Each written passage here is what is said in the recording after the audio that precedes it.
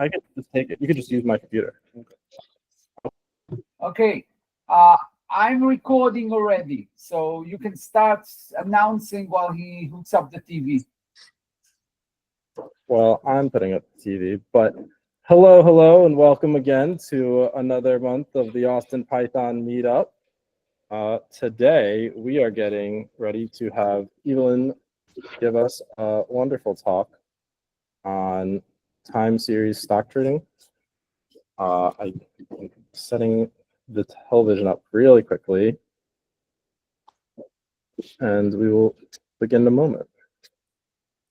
Yeah, maybe we'll start with a disclaimer and we'll put it on video first. Whatever you're going to see here today about financial stuff, don't take it as any recommendation from the Austin Python Meetup.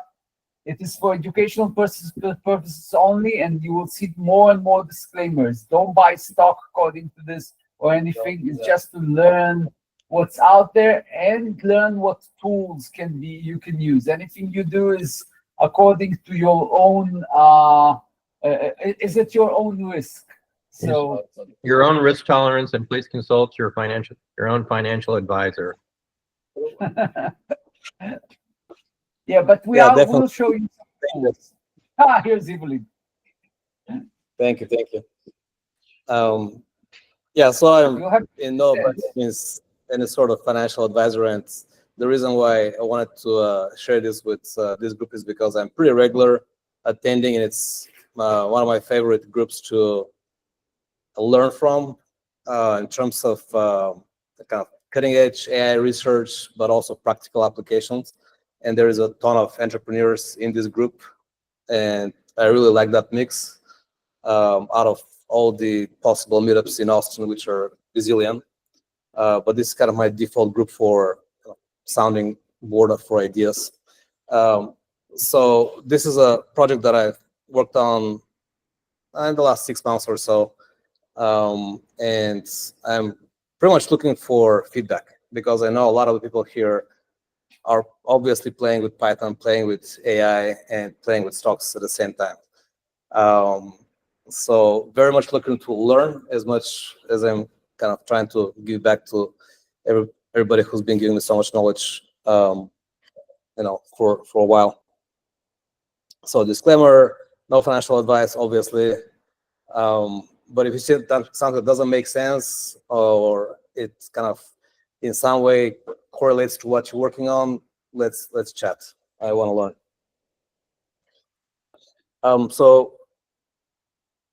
Just a little bit my background. Native Texan, as you can tell by my accent, perfectly, and born and raised here. Maybe a little bit on the east side, kind of history. And moved to Austin in 2000, so I've been here for a while and still working on fixing that accent. But most of my career has been open source communities, startups, VC, raising funding, exits, stuff like that. Mostly startup world, and had a bunch of experiences, a couple exits to Red Hat, IBM, and then also a bunch of failed experiments. Austin's been a great place. I think that's consistent in my experience here. Always something to learn from a ton of smart people. I welcome everybody who's moving here and adding to that color of all kinds of knowledge. So through my startup career, I've never had real time to look at trading.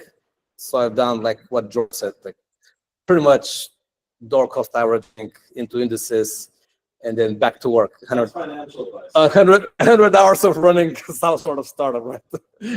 and then whatever few minutes between diaper changing and startups, put a little when if anything's left into those things. So anyways, but for the last few years, I have not been running any companies, and I've been participating in something called the Founder Institute, which is a kind of a global network in 90-something cities around the world.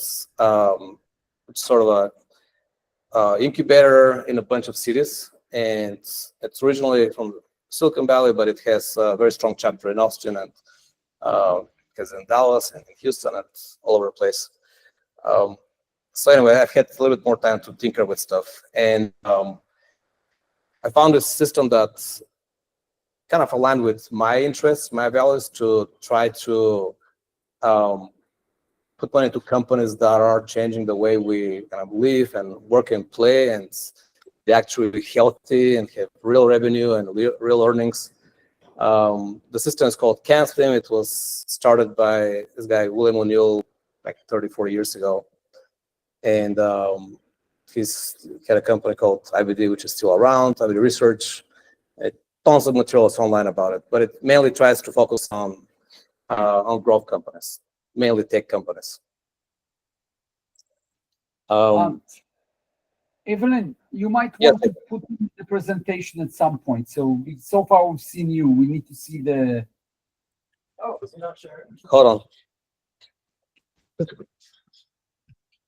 That's okay. We want to see you.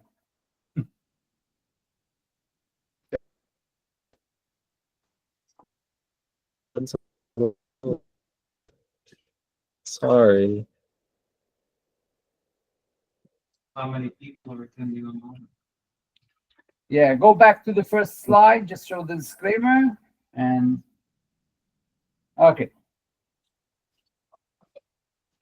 I saw double digits, but I can't see them for too little. Yeah. So we saw the disclaimer, and you can go on. Okay. So we have some people here in person, but I can't see who is all online, and I can't get raise of hand. How many people have heard of CanSLIM? So I'll just briefly go through the summary of what it is as a system, and we'll go from there. So the abbreviation stands for a couple of the, or I guess, 7 of the main components that it takes into account. C is for current quarterly earnings and revenue. It looks for companies that are able to demonstrate consistently for several quarters growth of earnings and sales, among other things.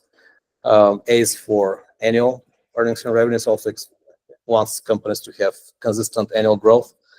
The next one is pretty indicative of the tech industry. It requires that the company is building something that is new as a product that really changes the way we live, work, play. And it even asks to have that, ideally with a new team, with new management, new energy, something really,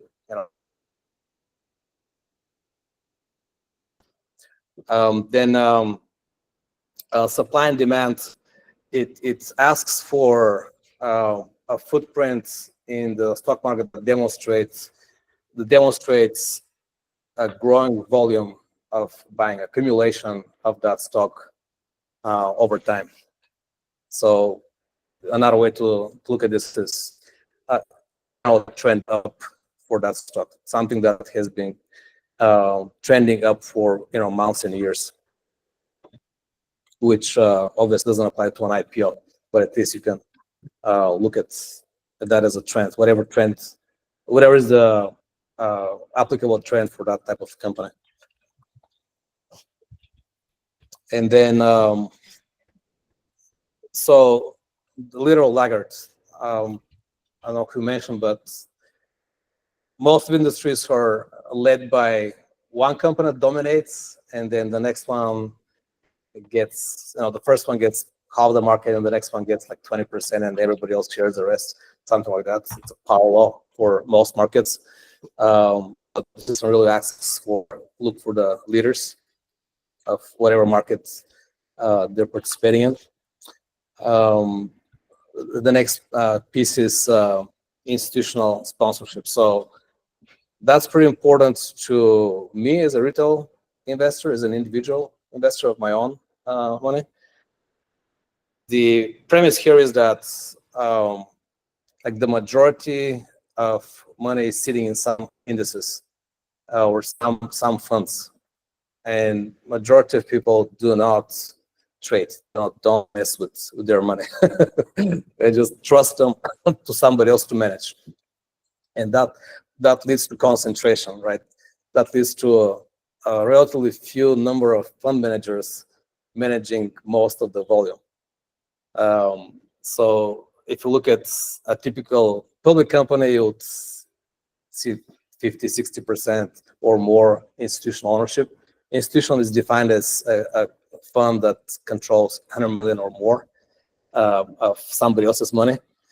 And they own, if a company has, say, a few billion shares, companies would normally, institutions would normally own hundreds of thousands to tens of millions of shares. That's kind of on average. And there would be hundreds to thousands of funds in a public company that control that majority of the shares. And the team would have 5, 10, 20% on the extreme, kind of like in Tesla's case. And then the remainder is spread around retail investors. People like me or people on Robinhood or whoever. And then let's see. So the institutional sponsorship is important. What I forgot to mention there is it kind of plays on this notion that because majority of the shares are controlled by institutions, when they choose to make a move, they cannot do it because there is not enough volume to absorb big institutions' inventory. So generally, it's kind of considered that if you move less than 5% of the volume for the day, you may go unnoticed, right? You don't necessarily have a major impact on the stock for the day. But if you're touching more than 5%, kind of in general, then you are making the markets go in some direction. And so supposedly, I haven't been doing this for long enough to know, but from what I'm researching and reading, when institutions start touching their positions and decide to go in or get out, they need to move millions of shares, and that takes them weeks or months because they have to split it into under 5% chunks just to try to stay under the radar. Because obviously, if you try to buy in one day, everybody's gonna see that and jack up the price of whatever they're selling, so they'll never be able to get out at a profit, right? Because everybody's just start dumping, either they're buying it the other way around. So because of that spreading over time, that creates patterns. And because there are kind of hundreds or thousands of these institutions in any one company, and they tend to kind of have group thinking. When one goes, the other ones want to go together. The analysts kind of, a lot of them have consensus agreement on what a stock should look like and where the price should be, or if it's good or bad, and they tend to move in groups. So as much as they try to hide, because they're kind of hold large positions and they talk to each other and they move together, they create patterns in the behavior of the volume, the price of the stock in the market. So there's a bunch of books and theories of patterns, Wyckoff and Elliott waves and this and that, all kinds of theories on patterns. But the main thing that's undeniable, that even if you don't have much experience, you look at pick any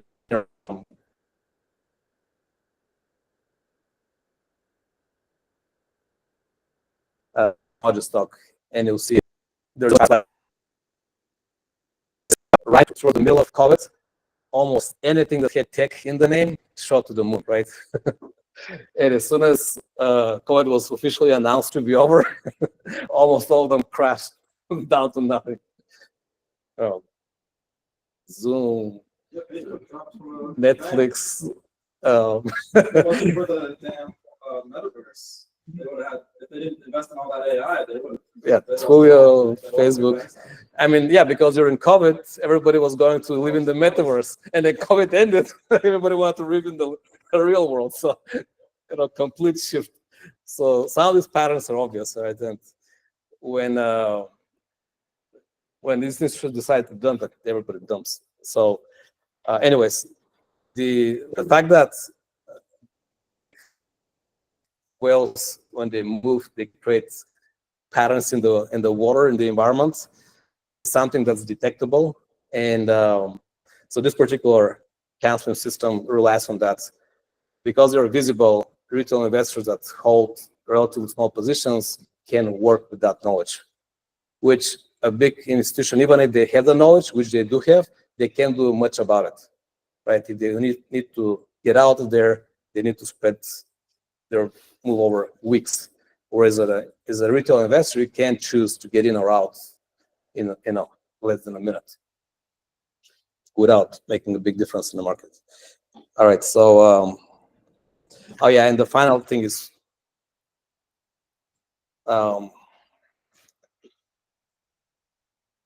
pretty powerful. I'm not sure if it could have been the first thing, but in any case, the market direction. When everybody panics, the market is tanking in 2008. Most of you have not been probably around to experience that, but 2001, 2008, we'll see when is the next one. When the market decides to crash, there is no mercy. Like everybody gets slaughtered. So can't be trying, it generally says, if the market is crashing, get out of the way. Don't try to be smart.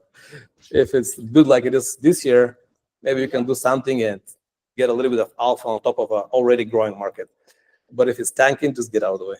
Well, you're supposed to stay calm for a second, though. Like it'll recover, hopefully. Right. As long as you believe in America, spots you up. Yeah, you're right. So, just from my personal experience, right, you can observe if you're all into the market at the wrong time. Like, let's say that you're all in 2008, or you're all in 2000. It takes 10 years to get back to where you were. Able to kind of see what's happening and maybe get out before it tanks 50% could save you a few years of compounding. Right. Yeah, absolutely. I think that's true with any system that I've seen. Like, nothing's guaranteed for sure. It's just like you find your way to recognize patterns, and if it works for you, it works. If it doesn't, it doesn't.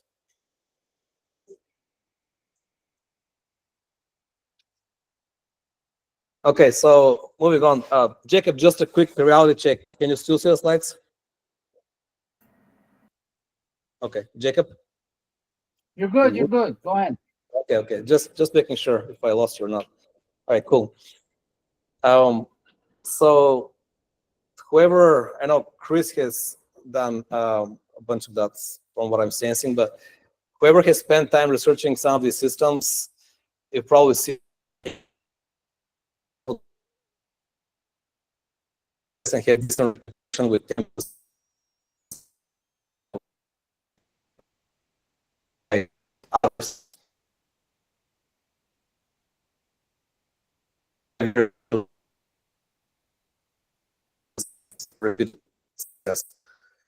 Right.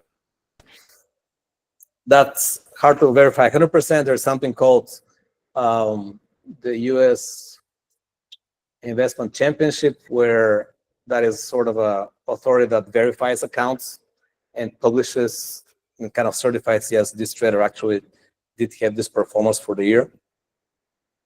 But yeah, I don't know if there is full transparency as to everybody's performance.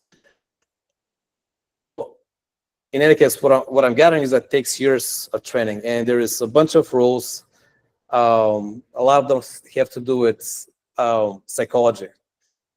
Like, well, all your friends panic, it's hard not to panic, right? Well, everybody's following into Bitcoin, hard not to follow, right? Hard not to jump in. And that's how you get in trouble. So psychology management is apparently a big issue. And then as much as there's a system and a pattern, if you go with everybody else's pattern, then you're probably not getting any alpha. So you gotta do something that people are not doing to get an edge, which is kind of contradictory. If it's gonna be a system with a row of rules, how are you supposed to don't follow it or add your own rules? But yeah, that's another funny thing about panic trading. And then by now, so last few years, I've talked to a bunch of people who have been trading for 20 plus years, and I assume if they're still trading, they're probably decent at it. Otherwise, they'll be doing something else. But I've, when I have one-on-one sessions, I ask them certain questions that don't quite make sense to me. They said, well, it's hard to explain. You gotta have a trained eye for this. Like, okay, so it's a lot of rules, but you still have to have a trained eye, which is something that's hard to describe. And when you hear that trained eye over and over and over again, what is that?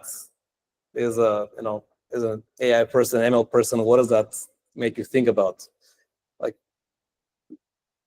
what is it that we haven't been able to make computers do as stringent rules that somehow in the last 10-ish years a new sort of thinking gets them to do that type of stuff that is hard to describe with stringent rules. So, okay, maybe there's something there for us to work on. All right, so the question that I've been curious about is, with all these rules and all this time that it takes to develop a trained eye and personalized system and on and on and on, is there a way to get some help from models that would give you potentially an edge that doesn't take 5 years to develop, staring at thousands and thousands of charts? So that's one of the questions. Some of these rules that I've seen confirmed over and over is that, for example, most of the growth stocks, they tend to make their 20% jumps between earnings reports. So again, you can go and look at charts, but probably Tesla is a very obvious example this year. But literally between the last earnings report and the next one, it makes a ridiculous move, right? But it's similar to that, it can be sitting flat or still for a long time, and then suddenly makes a big move. And that apparently is a pattern for a lot of these growth stocks. Another thing on the way down, half of these growth stocks would crash 80%, like the COVID example earlier, and 80% would crash at least 50%. Another common, very popular one in these circles is that most growth stocks that survive, that don't get delisted, that happens too, have generally stages, which is sort of intuitively obvious that they go into waves, but whatever is kind of at the bottom is considered first stage, going up is second, staying at the top is third, down is fourth. And CanSLIM as a system generally, as I said earlier, focuses on these that are in confirmed growth stage. So these are 3 of the rules that has taken these experienced folks to however many 20, 30, 50 years to develop. And digging into books and articles and talking to people, that's the beginning of a very, very long list of rules. So again, can we come up with model architectures that can actually learn some of these things so we don't have to spend the next 5, 10 years learning rules that happen to be dynamic as well? Okay, so in what's been done, at least in the public space, publicly available, I've seen a bunch of projects that are trying to use some sort of gradient boost type of model to be applied on price, volume, and a handful of variables, but usually no more than 10-ish, I would say, variables. And from what I've observed, mostly because it takes so much work to do parameter engineering with gradient boost algorithms, with a boosted tree type of algorithms, because they're really good at discovering relationships, but they have to be some sort of linear relationships or low polynomial grade relationships. So you have to manually, if you're going to pick a variable, bring it to a model, boosted tree type of model, you gotta somehow find, isolate the trend, detrend it, then isolate the cycle, get the cycle out of the way, and then whatever is left, use logarithmic or some sort of functions to make it look linear relative to the price action of the thing that you're measuring against or you're trying to predict. And I tinkered a little bit with that, and I got a major headache. A lot of the things that I'm seeing in these markets are, I guess, so noisy and so correlated and so much influencing each other that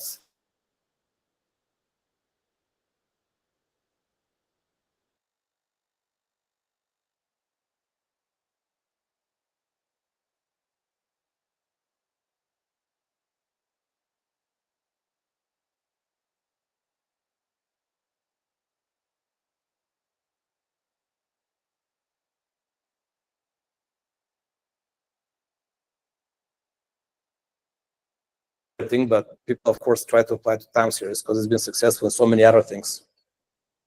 And there is a very heated debate out in the forum space whether boosted trees or transformers are better at this. And to the best of my knowledge, there are two camps. So when with a lot of parameter engineering, boosted trees continue to outperform in terms of time to train and predictive capability, whereas transformer-based time series tend to be much, much heavier to train and require a ton of data, which is not available in these sort of volumes for stocks as it is available for images. There's just not that much volume of data available to fully train transform models. Why is that? I don't know the true answer to that, but the kind of the experimental answer is that they're not converging to a performance level with the available data. Like, for example, a stock you can go no more than, say, 20, 30 years will be pushing it of data. If you daily, that's how many data points? Hundreds, 20, tens-ish thousands data points on a stock, right? And if you want to correlate a few other things, you throw in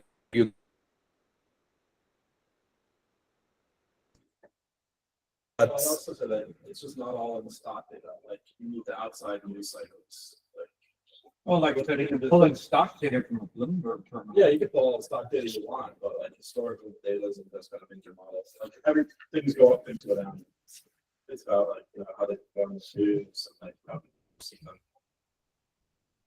I think the richness that gets distilled. Even can you repeat the question that you're answering first? So it will be. Oh yeah, the question from Chris here was that why aren't transformers able to converge on the available stock data and give performance that is claimed with boosted trees? And I don't know if you heard the rest of the conversation, but we're kind of brainstorming here. If anybody in the chat has a good answer, please share. I can tell you why. I can tell you why from my perspective. You can repeat the room, but transformers are based on are very good with sequences. They are based to capture sequences, like sentences, like anything that's being generated, like a sentence. What's the next word? What's the next token? And stocks are time series data. So maybe this is the reason why they will be superior, but I don't know. So that's my perspective. Mm-hmm. And how do you plan the market efficiency theory in all of this, right? Not necessarily, like there are some patterns in the past, but those conditions are, based on, geopolitics, availability of resources. I mean, you can get all that stuff from Bloomberg per se and other news sources, but again, how was Twitter, for example? So the thing was like, Elon tweeted 2 tweets, and he had about like the day of the earnings report, like it was a bad earnings report. But then he had 17 tweets before his earnings report, and people bet on just the number of tweets he put out. And it's a successful earnings report because it's just one dude who knows the information, and he's kind of like leaking it. It's like subconsciously, like good mood, good personality. Of like I just to be on Twitter all day. But like that's extra data that you wouldn't know. Like look at the earnings reports themselves. Like it's on the Bloomberg. You already have models that focus on all that information. What makes this different? Well, the data is expensive if you want a lot. Like I do some of this stuff, use free stuff from Yahoo, and I don't have 30 years worth. I have like maybe 10 years for a lot of those stocks. Like I have single day data. And it's on in the intraday. It's There's like a lot of paywalls. That is true. So it's really big not. companies who have on the unsigned checks. Well, yeah, I mean, they have access to expertise and hardware that we normal retail. I think that's why the stock market is as big as it is right now, because it's just a bunch of nerds on computers and it all goes up. Well, I mean, you talk about trying to, enhance existing existing professional traders, but is that even possible anymore? So I don't know to what extent.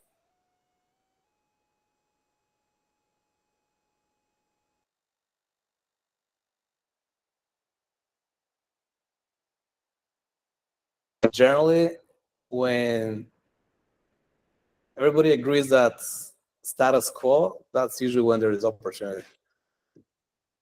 Well, Right. There's a, I don't know if it's in the talk, but there's the Renaissance Technologies. There's a hedge fund that kind of did this. Yeah, They hired I've heard of people- Renaissance. And they hired people that knew how to do Right. speech recognition, and then they went and took the data and analyzed it, like in, I guess we call it time series. Like that's how you do it for speech. Yeah, Renaissance has been around for much longer than modern AI models have been available. And on paper, they've been very successful, way above the market. They only allow employees to invest alongside the firm. So who knows how they're doing it? You can argue that they have insider information. You can argue any point, any number of things.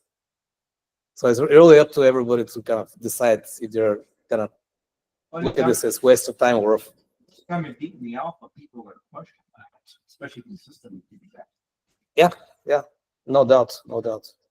I mean, there is a number of enough people out there that can make you think whether this is which side you want to take, the efficient market, which is more the academic side of things, or the side of Renaissance and Buffett and a number of other Minervini and a number of other people that have been known to outperform over 20, 30 more years. So really kind of a personal preference, because there's no full transparency. That's for sure. That's for sure. We can go in circles to argue whether they have insider information or just good models. So yeah, I don't have a good scientific answer why transformers appear to be hungry and not satisfied with the amount of and variety of data you can get from the stock market data. But that has been the case, and okay, so I'll move on because I don't have a straight answer to that.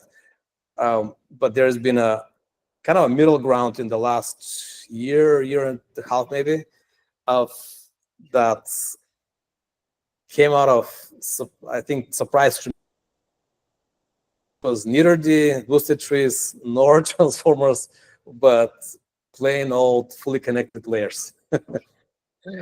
And several models have come out that beat everything that I've seen on time series, especially on multivariate time series, with a bunch of past covariates, future covariates, and when you add on top of that, if you throw in long look-back periods, these few models that are super simple, well, not super, but relative to transformers and kind of more experimental exotic models, they're kind of going back to the original neural nets and just picking the right hyperparameters, how many layers you need for encoder, how many layers you need for decoder.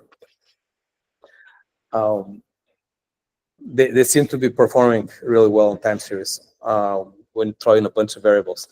So anyways, I looked at a few of those and picked one which as of yesterday I checked, it's still very competitive.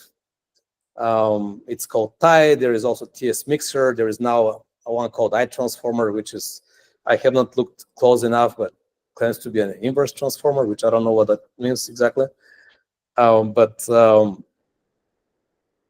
experimentally throwing a bunch of queries, so whatever is available on Yahoo, plus I got into a relatively inexpensive third-party service called FMP Financial Market Prep, I think. It's in the GitHub repo. It's all open source. What I did is open source.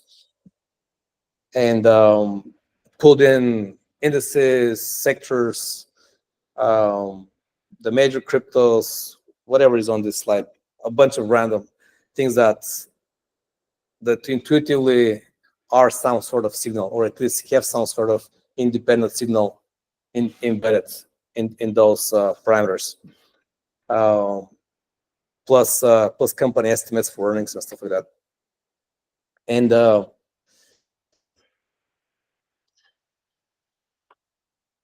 so I run a search. I'll explain that, but yeah, just quickly back to the architecture.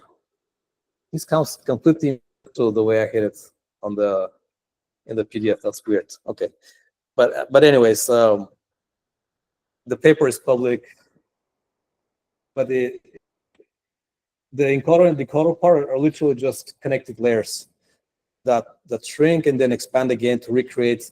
And at the very end, there is a little module which is which is kind of a hyper days ahead you want prediction. So it spits out a vector of these predictions for however many days you're trying to predict.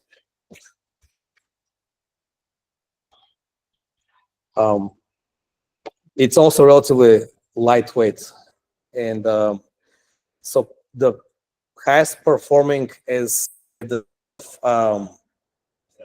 when this was the last time this paper was updated was, I think, early 24. The first push was mid 23, and then it had several updates.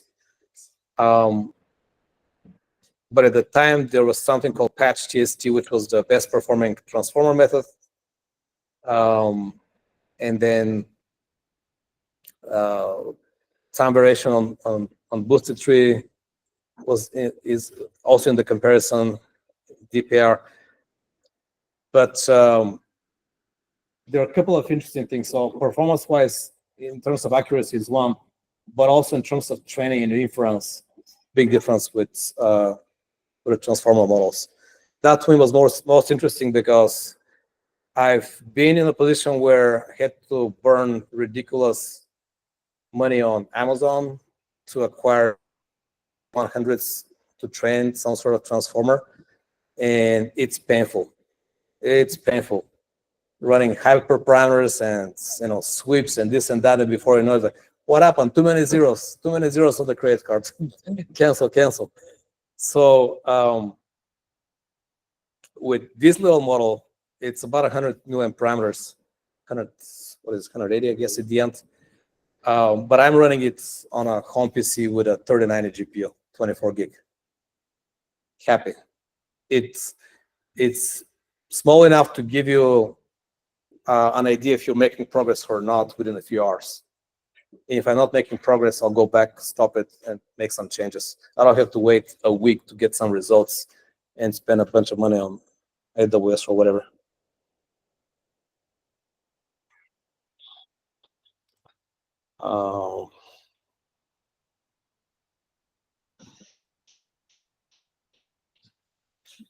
Okay, so I talked about that this only works because the model predicts, but it assumes that the user has no influence on the market. And that only happens if you're relatively small fish in the pond. If you're making the market, if you're moving the market, then this model obviously makes no sense. I mean, this type of implementation, because every next day would depend on what you decided to do the previous day, which would be a totally different model.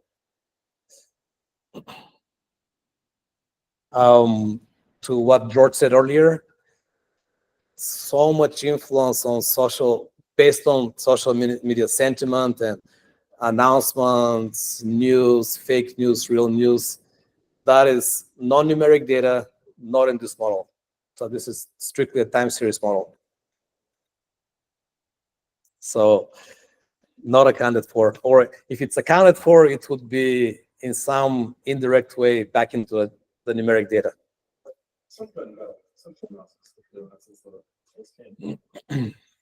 Yeah, so that's, I suppose, an area of improvement, right? To build models that bring in the sentiment analysis somehow, mix it with the numerical analysis.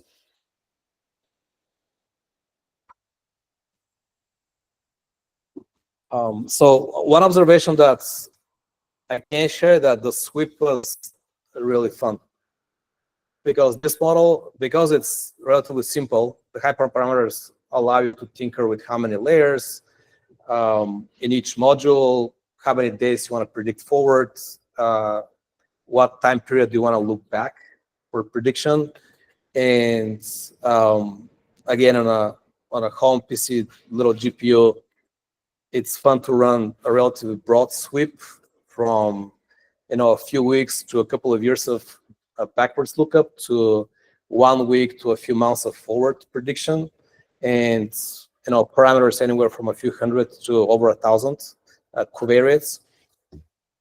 And with all of this, look at use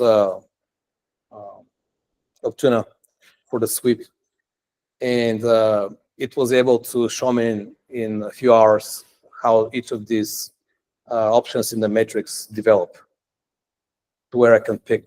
I think I ended up picking 42 market days, which is about 2 months forward, 2 years look back data, and something that probably is not surprised that it ate all the variables that I could throw in.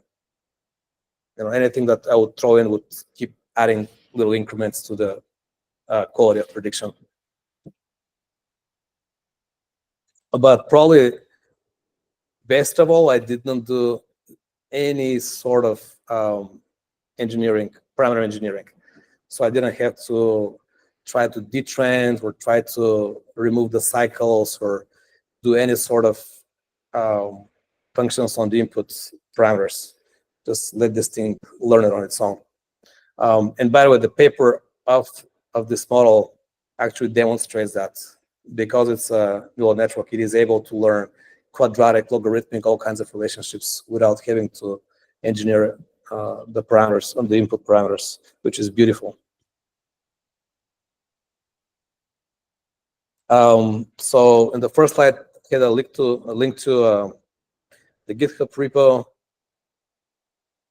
and it's using the Yahoo API and also the FMP API, which is paid. I think the top tier is about $100 a month with all their data that they could give you.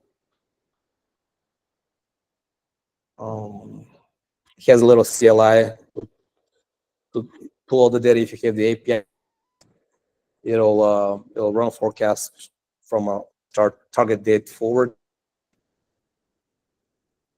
And the UI has ultimately has 2 functions currently. One is to run some basic scans, like for example, CanSLIM as a system tries to identify stocks that have a chance to run 20% or more within between earnings reports.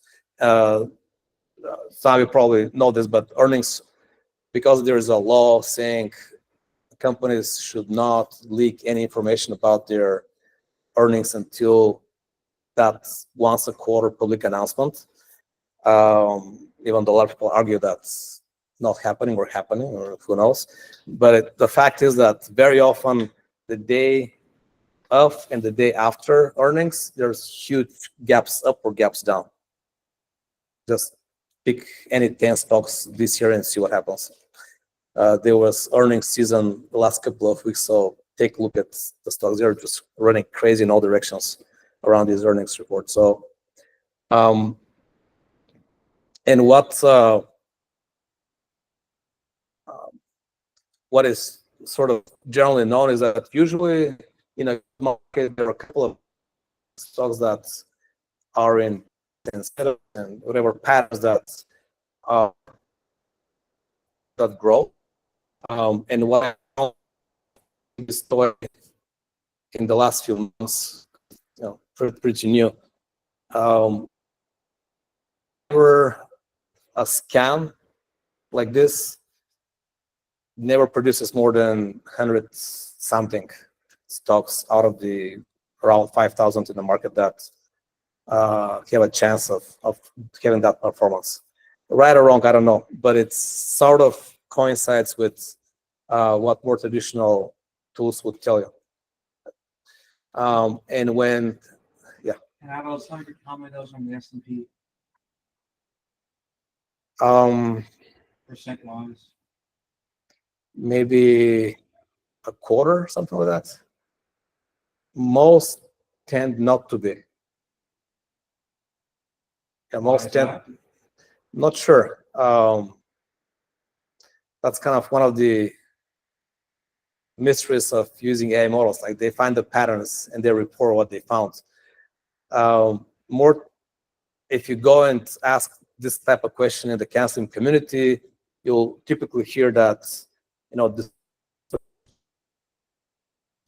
young companies that a large company now.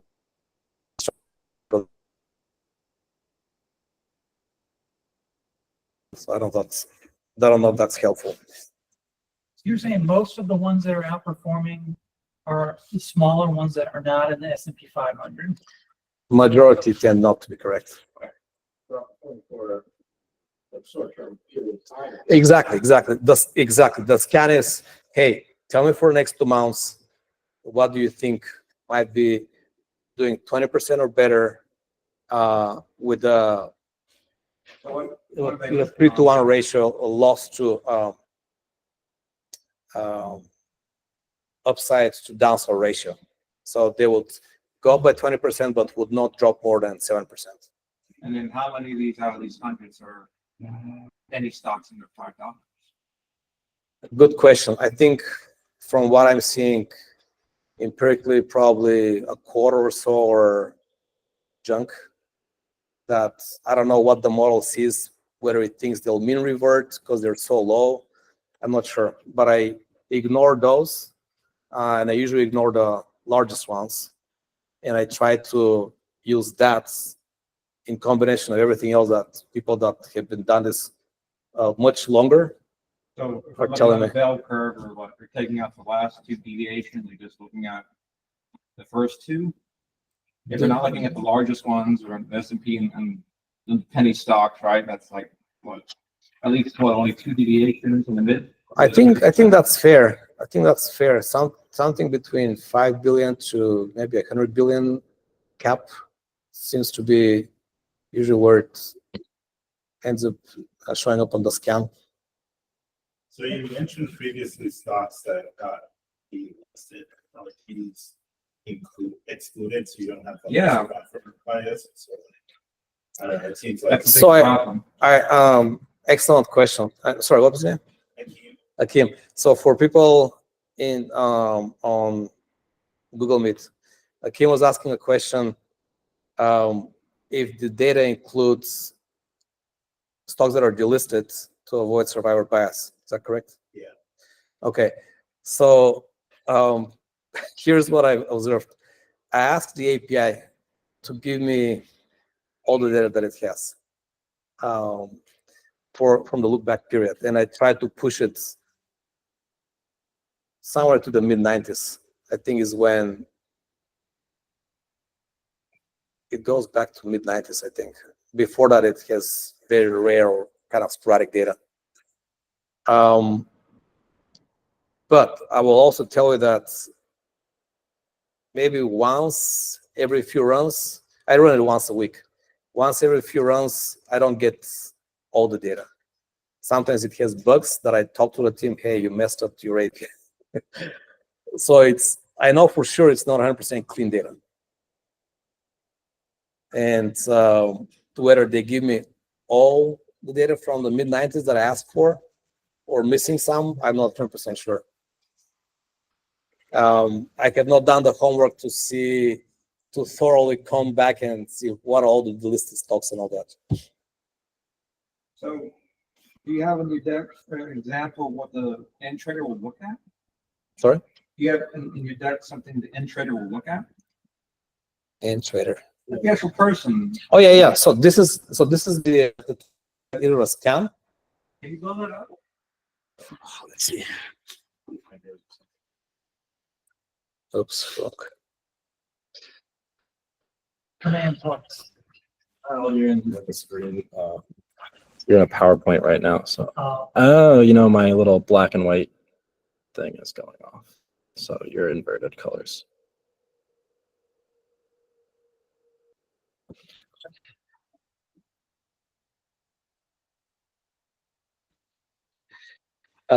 So folks on the virtual meetup, the question was to show the screens a little bit closer, so it's obvious what the scans return. Does that show like the top buys of all stocks that it's looking at? It might give you, okay, these are the top 20 buy stocks or something. So bless you. So it asks for data on about 5,000 stocks, okay, right, from the mid-90s forward. And it runs forecasts on all of the ones that have full data available. Because some of the ones that are delisted or all the institutions get out of, and analysts don't track them anymore, so they don't have estimated earnings. When the data is gone, I don't try to, this model does not try to impute it, doesn't try to come up with artificial data. It just drops it out of forecast. So another possible area for improvement, like, do you want to do imputation? Do you want to include all of them somehow? You know, questions for homework, whoever wants to grab the code and run with it. But yeah, so from whatever is left, it's the scan screen gives you a couple of options. Okay, I'm not touching. So the risk-reward ratio, it needs to, for that period, it needs to be up 3 times more statistically, or probability-wise. It needs to be up 3 times more than it's expected to come down, or 5 or 10. And then I want it to be up 10 or 15, 20 or 25%. Then what is this? Oh, the confidence level, 80, 95, 99% confidence level. At 99%, the funny thing is only junk, only penny stocks show up at 99% confidence, if anything. Most of the time, nothing shows up at 99. But whenever it does, it's a few like junk stocks. 95, I don't remember. I usually run 80. So is your strategy just like you run your model, you get back what's going to go up approximately 20% in the next 20 days, whatever you said it was, 28 days. You pick your favorite 10, and then you just like call a cutout on like when it gets like 18%, and then just hopefully you can do that multiple times a year. Essentially, that's essentially what some this. of them won't actually make that, but Correct. Exactly. Yeah, that's one of the reasons why the CANSLIM system focuses on the at least 3x expected reward ratio, because the kind of the top performing celebrity guys have about 30% success rates in being able to predict whether something is actually going to go up or down. And when they're wrong, they don't want to be wrong more than 2 out of 3. Yeah. Because when they're right, you should be able to make up for the ones that were wrong. Yeah, it takes like double your effort to make it. That's right. That's right. Are we the first group you're going to conduct them, or have you shown this to the financial experts? The very good question. So the question is, if I've shown, this is the first group I'm showing this to, I've shown this to financial experts. So I've shown this to people that are in the CanSLIM group. Surprisingly or not, almost none of them deal with programmatic investing or trading. So to them, these are anything that's new that hasn't been already well researched, well publicized, is just noise. So not even a quant on the financial side looking. I haven't received feedback from anybody that claims to be a quant.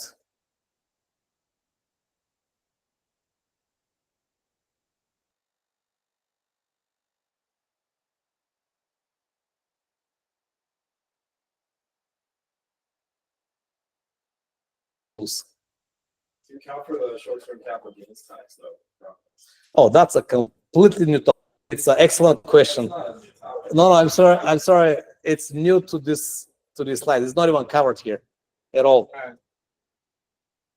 So folks on the in the meetup, George was asking, is the capital gains tax accounted for in this model? Absolutely not. Absolutely not. Excellent question. Totally not. Put it out for a year and just hold it for a year and take the 25%. Completely. That could be a much better strategy. No doubt. But it's hard to predict a year away. I can't think of it. You may want to mess with this stuff only in a retirement account, if at all. You only want to mess with it in a retirement? I'm saying you may only, if you're worried about taxes. Oh yeah. You may only want to mess with, if you live in Luxembourg or Singapore or somewhere, maybe it doesn't matter to you. I don't know where people come from. Or in Dubai, whatever. So even with all this, even with the simulator protocols, even if not factoring in taxes, I mean, the real question is how much would this actually beat the alpha? I don't know. So tonight, there was. What are your tricks? Sorry? You got a Robinhood? Have you been trading? Have you been using it? Oh, yeah, that's okay. So I'll answer that question. Let me just finish my what I started to say. They periodically do interviews with the current champion for that U.S. investment championship. So this past year's champion did a 900% return, and he did a public interview. It's on YouTube. You want to go watch it now, how they did it, and blah, blah, blah, stuff like that. So my personal performance. Okay, I can factually, as I have been able this year to do the market, but it means nothing. This is just a few months experience. It could have been dumb luck, could have been anything. So you have started using trading real money even?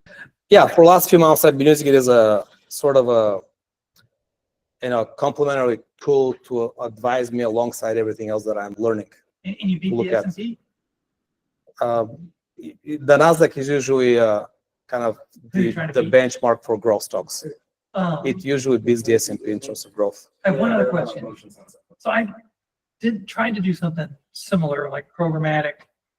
In my program, it gave me like 300 to 600 stocks to buy, and I entered them all in manually on Robinhood, and it took forever.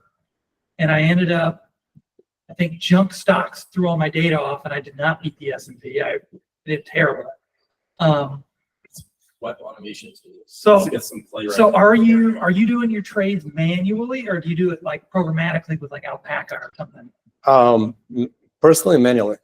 Okay, and then last question: how many stocks are you limiting? Are you so that you don't have to enter in like 600 trades or whatever? As a newbie learning, I try to follow the basic rules, which essentially they focus on 10 of the best of what you can find, so you can have the headspace to actually manage these things.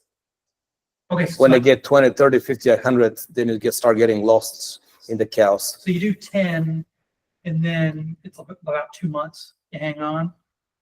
Roughly, most of them, to the earlier points, do not perform as expected, so they would drop out much earlier. And so you sell them. More than half of them, would drop out, and you don't want to hold them. According to the system, you don't want to hold them for more than like 5% loss, 5-6% loss. Okay. The one that keep performing as they're expected, you let them go to that 20+%. Is there a metric in the algorithm that says when you sell? So you're talking about like, realistically, like when they start to go down, you sell them, but if they're keeping going, like, is there a quantitative thing of here, I've got these, 10, 20 stocks in my portfolio. When, should I sell one of them today? Okay, so this model we're talking about today is doing nothing else but forecasting, probabilistic forecasting. It doesn't tell you when to enter or when to exit. That's a super valid and a completely separate chapter of this whole art. When is the right time to enter? There's so many philosophies on that. When is the right time to get out? So you don't get out too, don't leave money on the table, but then you don't wait too long before you lose everything. I don't even want to go there, but it's a whole. There are books on just that. Are you able to back test some of this? Like, can you? Yeah. So, I think in the article the blog post that is linked in the repo, there's a section where I covered that a little bit. For some of these stocks, actually, one of the things in the scan is the error, is the backtest error. Can you see it? Yeah, this one.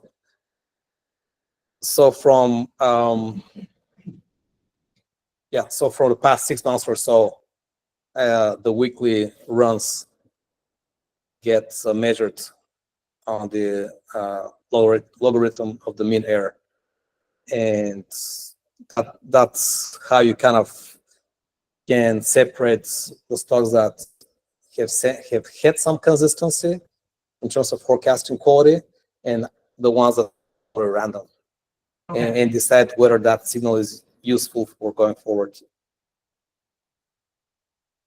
To the kind of to the point, I don't know which one I even picked here. I don't remember. Which one is that? Doesn't even show it. No, they chose one. Oh, BXP, whatever it is. But for this one, for example, it's I guess generally it's not too far off or a little bit below, predicts below where it ends up being, right? Except towards this period, it thinks it's gonna go. So it's up to you to decide whether this is complete one-off noise or maybe you're onto something. Whatever this thing found. But like there are times when the market dips. This is probably around mid-year. Several times this year we had dips in the market, like a few weeks of like a bunch of run, almost 10% corrections of the market. One of those was like the Japanese conversion rates. Exactly. That's like something like when they bumped up, they just did a little bit. They bumped up, they bumped it down. They didn't change it for like a decade or something, and then they changed it. That's right. That's right. What I've noticed is around those periods. You can never predict that. Yeah, totally. Well, I guess unless you're insider into the bank or something. But what I wanted to say is that around those periods when this market is acting crazy, I tend to see the range of probabilistic forecasts just exploding. Like, I don't know what's going on here, but something's off. No matter how smart your algorithm even is, like if it never knows, if it doesn't know that, what conclusion could it actually draw? Yeah, totally. Several times, at least in the past year, and I'm sure it happens all the time, there's stuff completely out of left field. This war, that war, these elections, that elections. Yeah, there's something about like it drops up 10% like twice a year. The oil supply is cut off. But yeah, there is, and it's really more of an interesting research question to to play with. Like, how much signal is there in the fact that it's telling you there is a ton of crazy stuff going on? Maybe chill out for a minute, unless you have inside information, and then you act.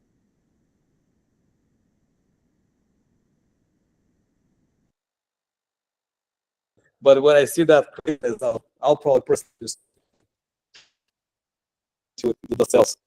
Yeah. Unless you what are the politicians that there is a website and a list of politicians that somehow always found on the market. That would be the best, but should you use that as a measurement of overfitting?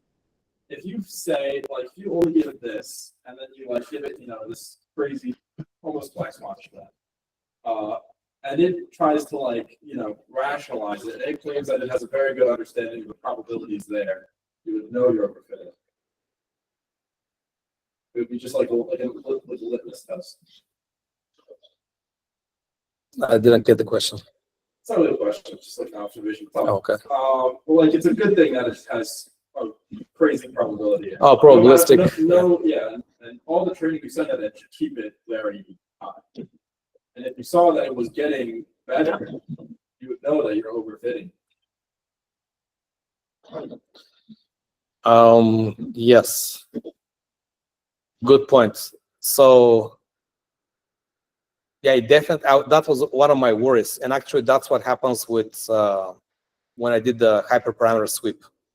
At certain size, it just learns. Because it wants to just hear that pattern.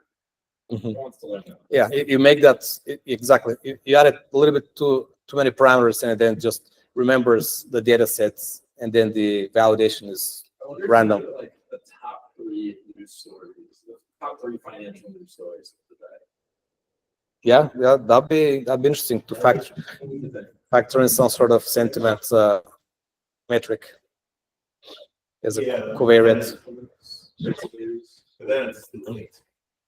I know, but then when you go back, but then you can kind of like trend on it, and then well, then it can kind of understand that this might be something that just happened the day of, and from that it could I mean, if you run the forecast the same day, it may not be too late if you have time to react to the next. Or like, what's the top of the cycle? Right. But obviously you don't want. But then you're going down to like day trading and high frequency trading.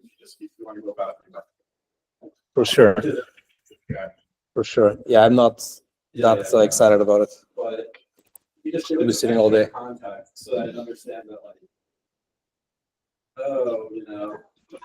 there's been talks of a SPAC on this company. Like that's like what that is Chris. Is that like like you kind of understand like there's all these talks of something. It's like a news bubble coming. And it kind of tries to reason, they don't reason, I know, but try to understand. That's all I got. Yeah, I've been running with this code and coming up with something that we can discuss in a future meetup or whatever. I think the main takeaway for me is that the tools that are becoming available are fun to play with. Like I don't have to spend a ton of time tinkering with parameter engineering, and I don't have to spend a bunch of money on GPUs to train models. So we're kind of hitting this cool middle spot where you just throw things and tinker with parameters, and then you decide whether it's useful information or not. you think the fund managers are doing something similar, and then it's just better to use their models? Like, isn't that kind of the idea with some of these spikes? So like you're just using them, they have just like the resources. Yeah. So the question is where this works. Like, there's theoretically like they have better yeah. So the question is if the fund managers would use different models. I have no idea what actual models they all use. They all claim to use proprietary and best of class models of their own. But I think I guess the main invariant relative to retail investors is that when they manage funds, they have to move much bigger amounts. So fundamentally, they have to use different models because their goals are different. When the boss or the client or whatever tells them to accumulate, they need to figure out how to do it over a month or 2 months or whatever. They can't just get in and out quickly. It seems like as a retailer, you could put your windows smaller because you can move faster. That's right. Institutionals, they'll have to think of a long window because they won't. That's right. That's right. And they kind of almost by the nature of what they're working with, they can't do a model that assumes that their actions do not impact the market like this simple model does, right? This is very simplistic, but their model has to change the behavior based on, okay, this is what I predict, what action you gotta take, and then I gotta predict again what happens next.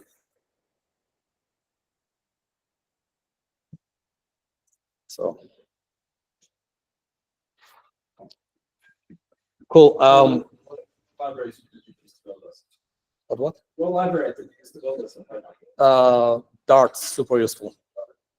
Yeah, super useful to work with for time series, and these guys are staying on top of their game.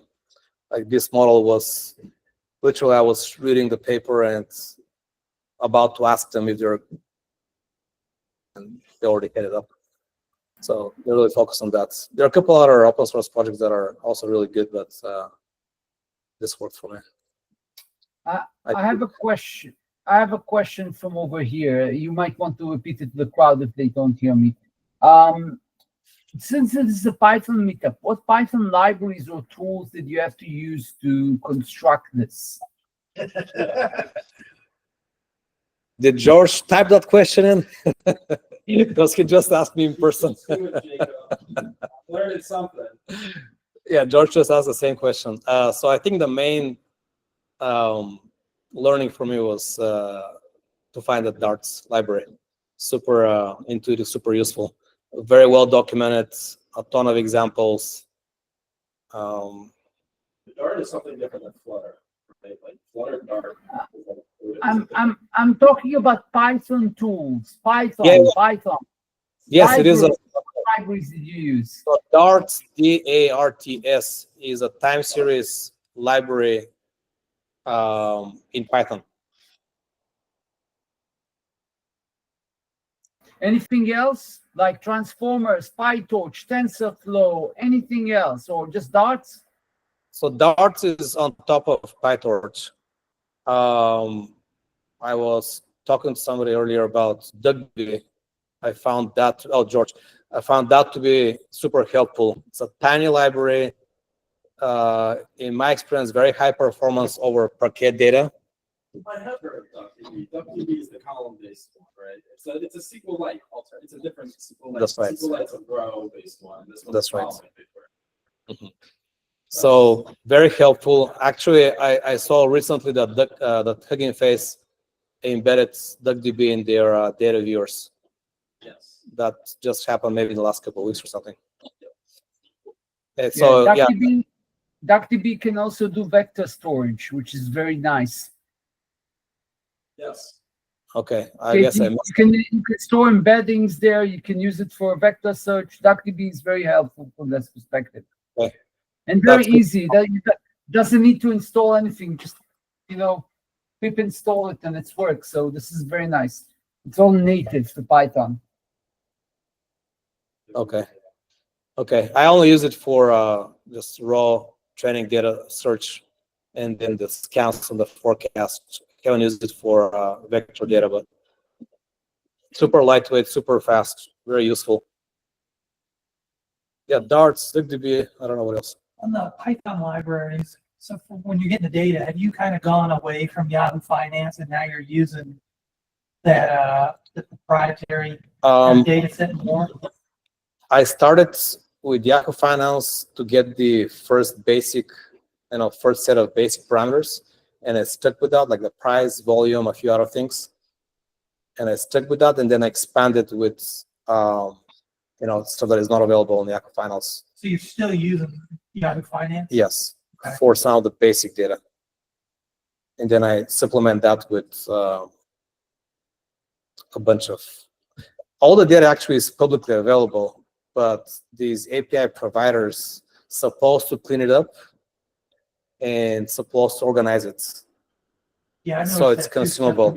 Like for example, so for example, all the company reports, all the institutional players, they report their positions, they report their investments, but they publish in PDFs. Right, so FMP gives you an API to go get the data. Okay. And also the company's quarterly reportings, that's available in a PDF, or you can go pay and get it as a JSON from one of these providers. One more question, and this aims at if there is interest in this beyond, like, will you take it beyond your pet project and do something bigger with it? I don't know. For right now, I'm just playing with it and very interested to hear feedback, because I intuitively, based on stuff I've done in the past, I'm curious about stuff that everybody says it's efficient market and you shouldn't do anything. Then I want to do something. Yeah, when everybody tells me it's random, don't mess with it, that's when I want to do something. But at the end of that blog post that I have on the linked in the GitHub repo, there is a little Google form that says, put your email if you're interested to collaborate and maybe stand this up as a service, so we can all share it.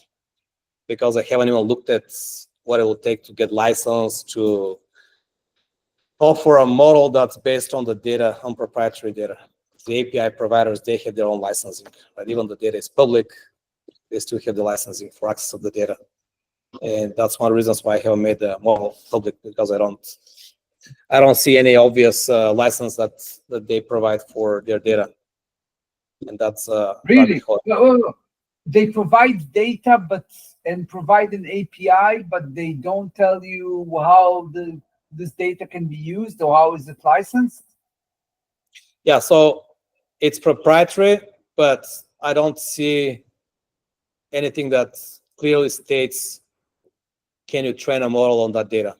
Like Yahoo says, it's proprietary data, you cannot resell it. FMP, the same thing, you cannot resell it, but it doesn't say what you can do with it relative to training models. So you cannot basically, you have problems publishing this further, but for own personal use, since the data is public, you assume you can use it. That's yes, for personal use, yes, it's available for that. If it's public on the internet, if I can get to it without signing into, as long as I don't have to make an account on their website, it's public, it's fair game. This is my whole company. The whole company is what we do is we web scrape everything. It's public to a user. It's illegal if we make an account and sign in, but if it's on the internet, it's fair game. Okay. Okay. So how does it work that I've seen the Yahoo, well, the FMP, you cannot get it without an account. The Yahoo one, I think is available. Okay.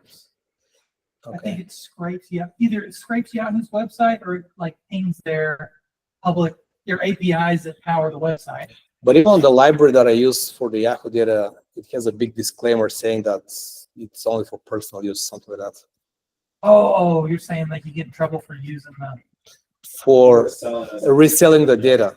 and I got you. it has no obvious statements. Can you train a model and then share that model? I think you should do it anyway. You won't and I can find those you won't which- find those legal statements about models. And the reason you won't find those about models is because AI is relatively new. They haven't figured out the rules of AI yet. That's right. Yeah. I think Reddit is maybe the pioneering that licensing game. But the Yahoo stuff is on their website. So I think as an amateur lawyer in this couch. Yeah. I can ask ChatGPT, it's my lawyer now. Yeah. Because ChatGPT always tells you the truth.